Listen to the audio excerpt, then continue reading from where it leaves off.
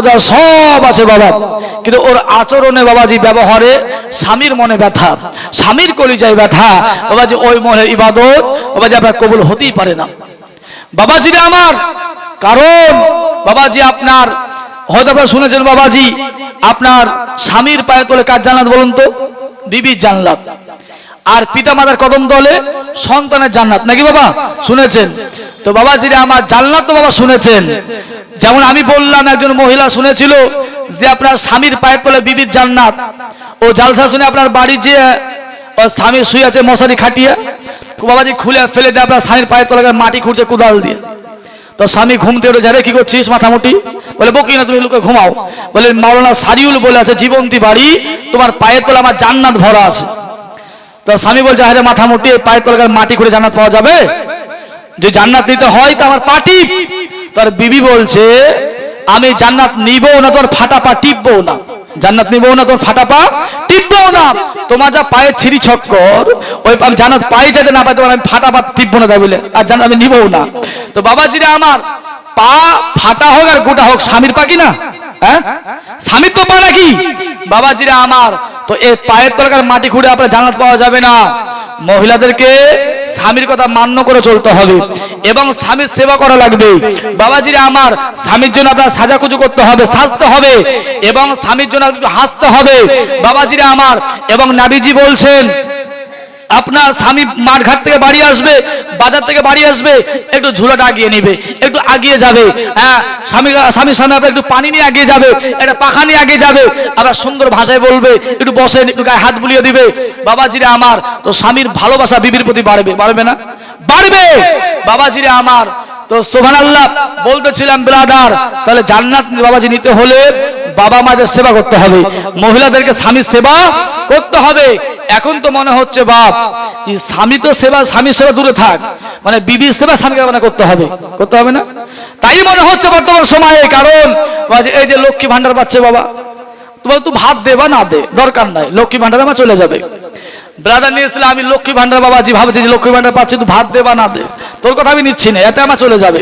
টাকা দে বা না দে, এতে আমার চলে যাবে বাবাজি। না বাবাজিরা, আমার স্বামী আপনার বিবির জন্য আবার গায়ের বল।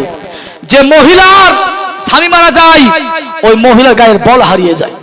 সবাই থাকবে, আপনার গায়ে বল থাকবে না বাবাজি। একজন মহিলার জীবন আপনার বড় অলংকার হলো স্বামী। স্বামীর ভালোবাসা, স্বামী হলো বড় অলংকার। স্বামী আপনার মাথার তাজ, গলার হার বাবাজিরা আমার। স্বামীর সেবা করা লাগবে। নবীজি বলছেন, মা অধৈর্য হবে না কোনদিন, অধৈর্য হয়ে মা উঁচু নিচু কথা স্বামীকে বলবে না মা। স্বামী যদি নারাজ হয়ে যায় মা, জান্নাত পাওয়া মুশকিল হয়ে যাবে, জান্নাতি হওয়া মুশকিল হয়ে যাবে। বলে মা, বলে অধৈর্য হয়ে না, চিরদিন কারো মা দুঃখ থাকবে না। কিন্তু মুসলমান বাবাজি, আল্লাহর নবী আমার বললেন, মা গো সন্ধ্যা ঘনিয়ে আসে, বাড়ির দিকে রওনা হওয়া লাগবে। ওগো মা, আমার জামাই আলী যখন বাড়ি আসবে, বলে আমার সালাম খানা আমার জামাই আলীকে দিয়ে দেবে, দিয়ে দিয়ে।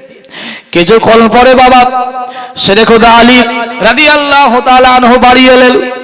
ওই সুমাতে মা ফাতেমা রাদিয়াল্লাহু তাআলা আনহা হাতে বাবা একটা পাখা নিয়ে, খেজুরের একটা পাখা নিয়ে, এক গ্লাস পানি নিয়ে বাবা স্বামীর জন্য আগিয়ে গেলেন। যাওয়ার পরে বললেন, স্বামী গো, ও আমার গলার হার মাথার তাজ, আপনি বসুন, একটু আপনার মাথায় হাওয়া করে দিই। আমার আব্বা বিশ্ব নবী বলেছেন, যে মহিলারা পৃথিবীর জমিনে স্বামীর মাথায় হাওয়া দিবে, ওই জান্নাতি হাওয়াটা আমার আল্লাহ মহিলার মাথায় দিবে। জোরে বলুন সুবহানাল্লাহ। এই মুসলমান বাবাজি বল ভাইরা, আল্লাহর নবী আমার বলছেন, মাগো বলে শোনো, যারা পৃথিবীর জমিনে বলে স্বামীর সেবা করবে, স্বামীর মাথায় হাওয়া দিবে, ওই জান্নাতি হাওয়াগুলি আমার আল্লাহ মহিলার মাথায় দেবে, বান্দির মাথায় দেবে। এই বলে মা ফাতেমা জোহরা রাদিয়াল্লাহু তাআলা আনহা ডেকে বলছেন, মাগো এই জায়গায় বস। বললেন, স্বামী আমার একটু বসুন, হাতের পানি পান করুন, একটু মাথায় হাওয়া করে দিই।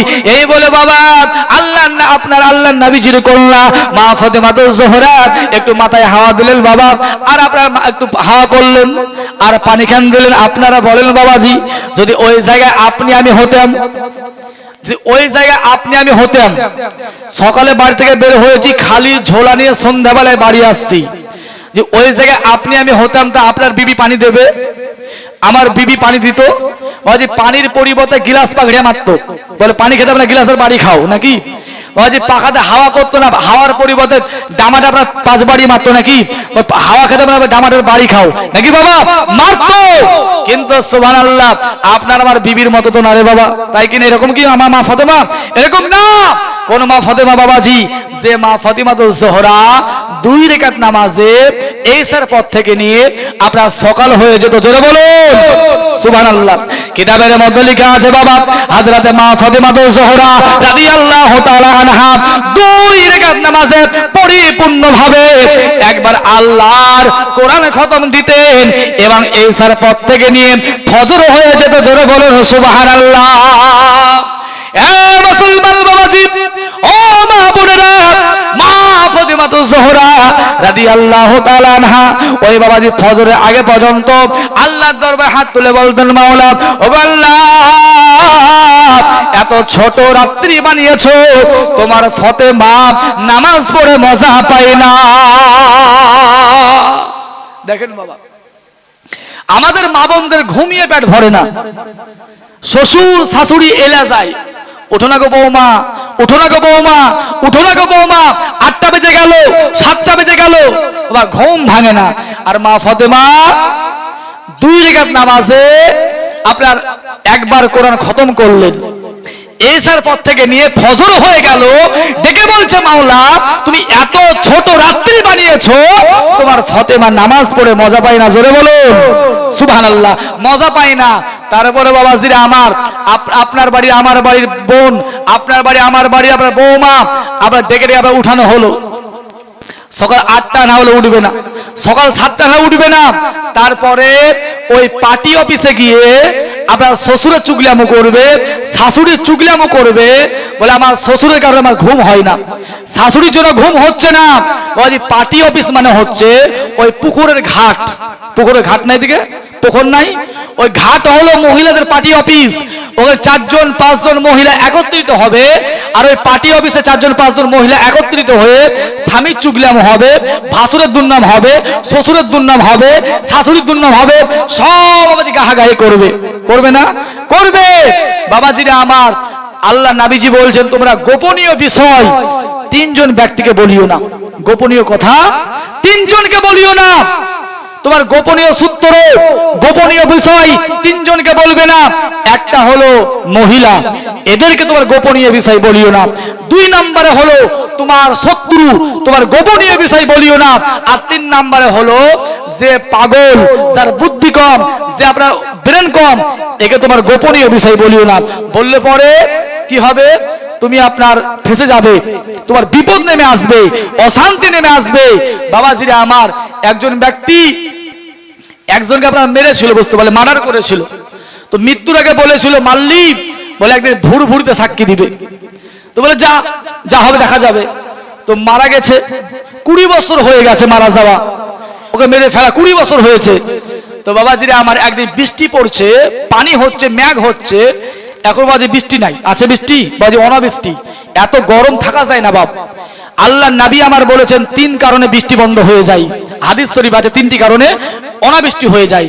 1 নাম্বার হলো যখন মানুষ যাকাত দেওয়া ভুলে যাবে, যাকাত দিবে না, যাকাত ভুলে যাবে, তো আল্লাহ বৃষ্টি বন্ধ করে দিবে।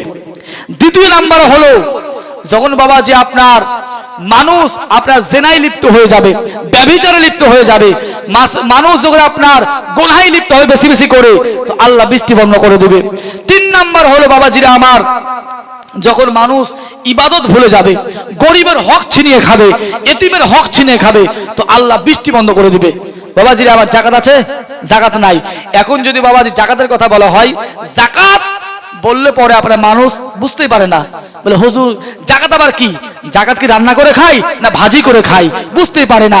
কিন্তু বিরাদার, জাকাত যেখানে আপনার নামাজের আয়াত আছে, সেখানে জাকাতের কথা লেখা আছে, আকিমুস সালাত ও আতু যাকাত। যেখানেই নামাজের কথা, সেখানেই যাকাতের কথা আল্লাহ বলছেন নামাজ কায়েম করো, যাকাত প্রদান করো। কিন্তু বাবাজিরা আমার, আমরা যাকাত বুঝি না। যাকাত বললে পরে মানুষ জিজ্ঞাসা করে, হুজুর যাকাত আবার কি দিয়ে খাই? ভাজি করে খাই না রান্না করে খাই? বুঝতে পারি না বাবাজিরা আমার। তাহলে যাকাত যদি বন্ধ হয়ে যাবে, বৃষ্টি বন্ধ হয়ে যাবে। যাকাত দেওয়া বন্ধ হলে পরে আজকে আপনি দেখেন বাবাজি, আজকে আপনার আমাদের মধ্যে ব্যভিচার বেড়ে গেছে, আমাদের মধ্যে হারাম বেড়ে গেছে, আমাদের মধ্যে আপনার যাকাত দেওয়া বন্ধ হয়ে গেছে। যাকাত মানুষ বুঝতে চায় না বাবা, দিতে চায় না। আর বাবাজি আপনার গরিব গরু হক মাছ ছিনে খেতে শিখেছে বাবাজি, বৃষ্টি বন্ধ হয়েছে। মুসলমান বাবাজিরা আমার, তো বলতেছিলাম বাবা যে কথাটা ব্রাদার, তো সুবহানাল্লাহ ব্রাদার ইসলাম, তাহলে বাবাজি যেখানে নামাজের কথা সেখানেই যাকাতের কথা আল্লাহ পাক আল্লাহ তাআলা বলেছেন। আমি কি কথা বলছিলাম জানো বাবাজিরা আমার? তাহলে আল্লাহ রাসূল বিশ্ব নবীর আপনার কন্যাকে নাবিজি বলছেন, বলে মা, বলে শোনো, বলে আমার সালাম খান দিয়ে দিও। সেটা খুদা আলী এলেন বাবাজি বাড়ি, একটু হাওয়া করলেন, বলে স্বামী আমার পানি পান করো, আপনি আমার স্বামী, আমার মাথা তাজ গলার হার। কিন্তু মুসলমান বাবাজি বলতেছিলাম বাবা, ওই জায়গাটা আপনার আমার বিবি হলে দেবে না পানি, দেবে না ব্রাদার। মা ফাতেমা জোহরা রাদিয়াল্লাহু তাআলা আনহা ওই সুমাতে ডেকে বলল, স্বামী গো, বলে আপনার ইনকাম নাই, এতে আমার কষ্ট লাগে না, আপনি খাবার আনতে পারেন না, এতে আমার কষ্ট লাগে না, কিন্তু স্বামী আমার আপনার শুকনো মুখ দেখলে পরে আমি ফাতেমার কলিজা ফেটে যায়। আপনার শুকনো চেহারা দেখলে পরে আমি ফাতেমার কলিজা ফেটে যায়। বলে স্বামী আমার ঘরে ধান নাই বেচতে বলবো, পাট নাই বেচতে বলবো, বেচার মতো কিছু নাই গো স্বামী। আপনার বাড়ি যখন আমি নতুন বউ হয়ে এলাম, একটা চাদর আমার গায়ে দিয়ে আমার আব্বা আপনার বাড়ি পাঠিয়েছিলেন।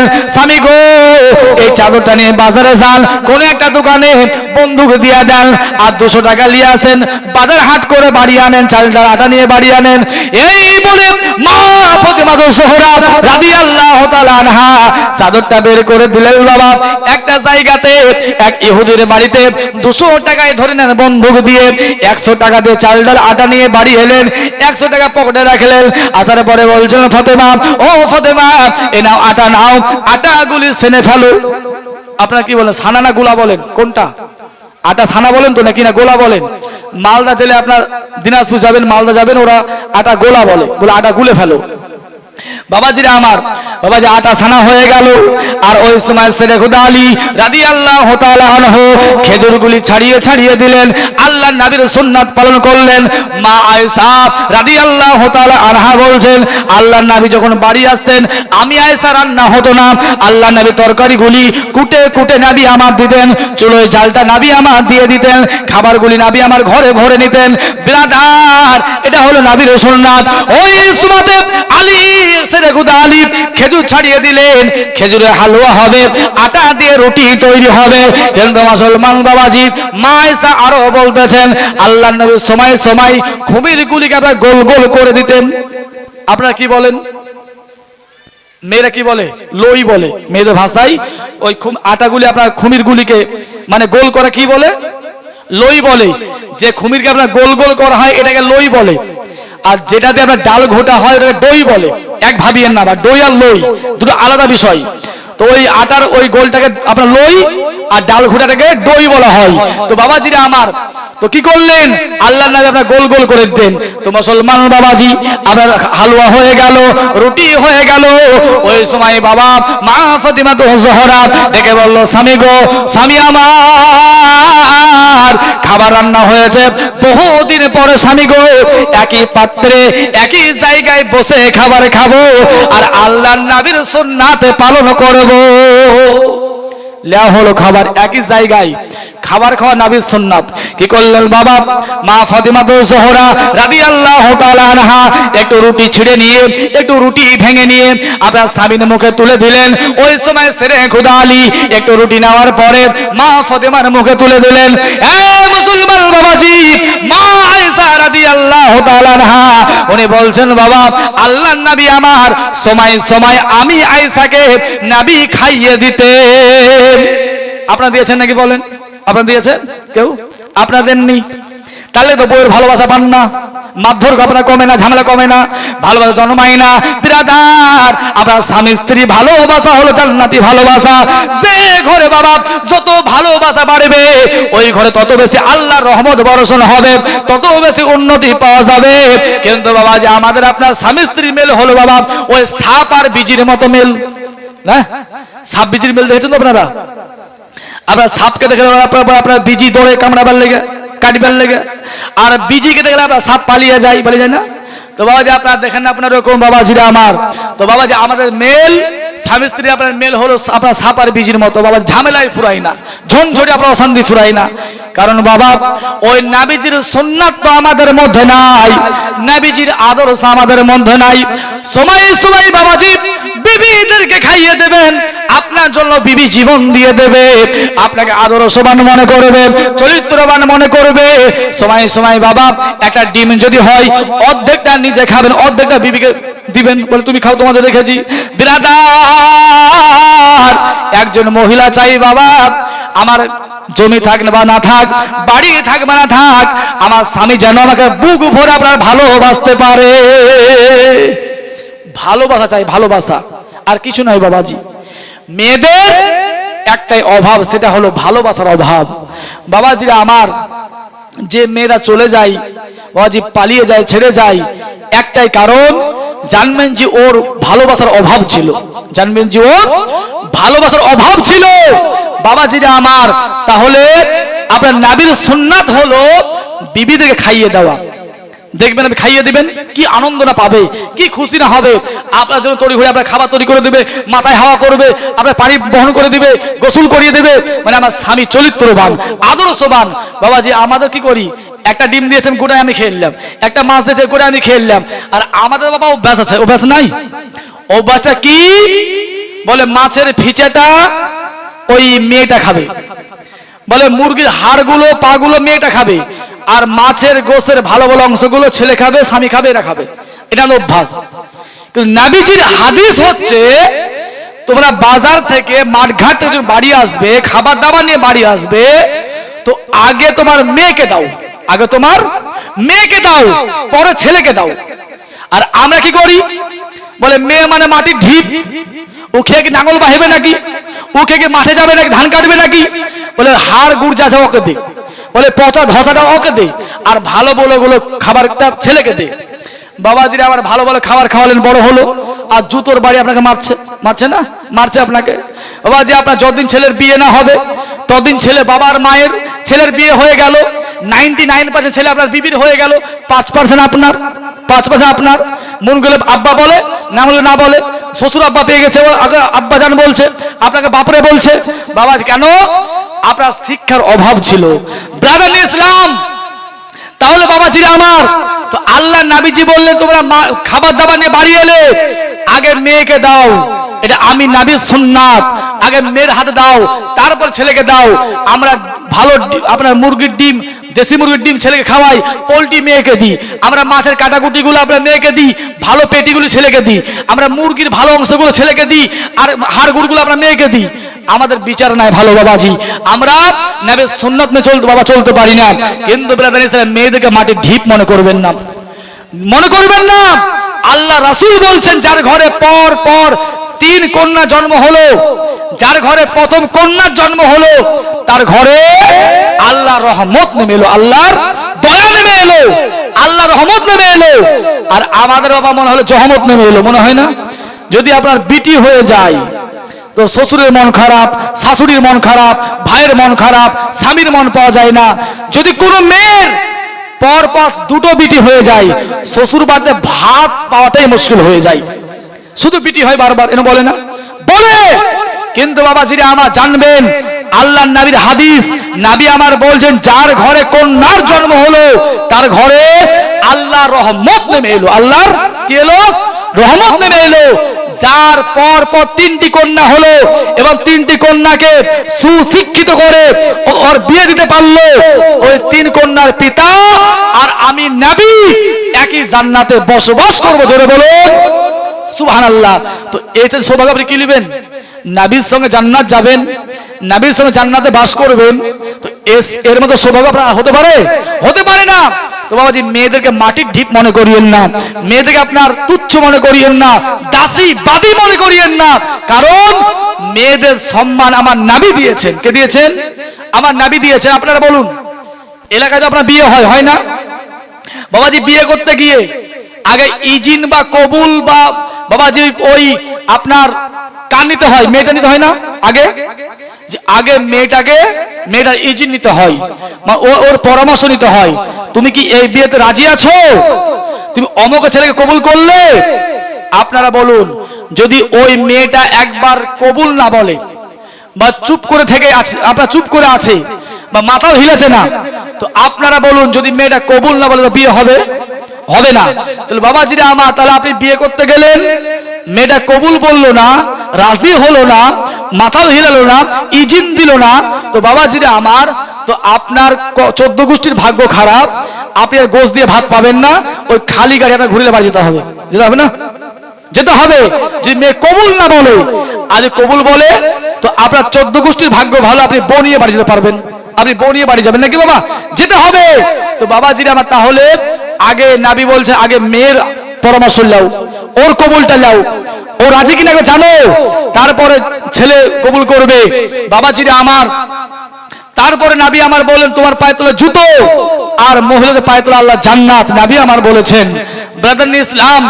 তো আল্লাহ নবীজি বলছেন জান্নাতের সর্দারিনী আমার ফাতেমা, তোরা মেয়েদেরকে তোমরা ভারী হইও না, মাটি ঢিপ মনে করিও না। বাবাজিরা আমার, নবীজি বলছেন আমি 3 কন্যার পিতা, আমি 4 কন্যার পিতা। বাবাজিরা আমার, আমি নবী 4 কন্যার পিতা। বাবাজিরা আমার, তাহলে আপনাকে বুঝতে হবে যে আমার ঘরে যে মেয়েটা আছে, খাবার দাবার আনবো তো আগে আমরা মেয়ের হাতে দিব, তারপর আমরা ছেলেকে দিব, দুটোকে আমরা দিব। মুসলমান বাবাজিরা আমার, একবার দরুদ শরীফ পড়েন, বক্তব্য আগে নিয়ে যাব। পানি নাই? আল্লাহুম্মা আল্লাহুম্মা, জোরে পড়েন। খিচুড়ি আছে, কেউ খেলে খেয়ে আসতে পারেন। খিচুড়ি আছে, কেউ খেলে খেয়ে আসতে পারেন। খিচুড়ি দেওয়া হচ্ছে নাকি ডাক্তার বাবু? দেওয়া হচ্ছে তো নাকি? আল্লাহুম্মা সাল্লি আলা, আরে জোরে জোরে পড়েন। আপনার দরুদ পড়া দেখে মনে হচ্ছে আপনি 6 মাস ধরে না খেয়ে আছেন। আলা আলে সাইয়্যিদানা,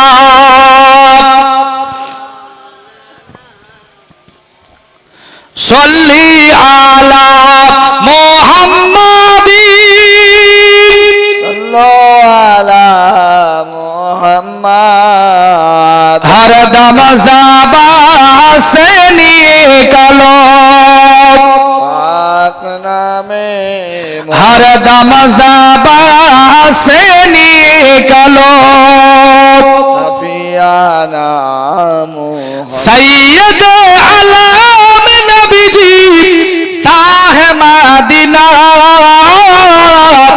मदीना যাইতে নবী হলেন রওয়ানা, মদিনা যাইতে নবী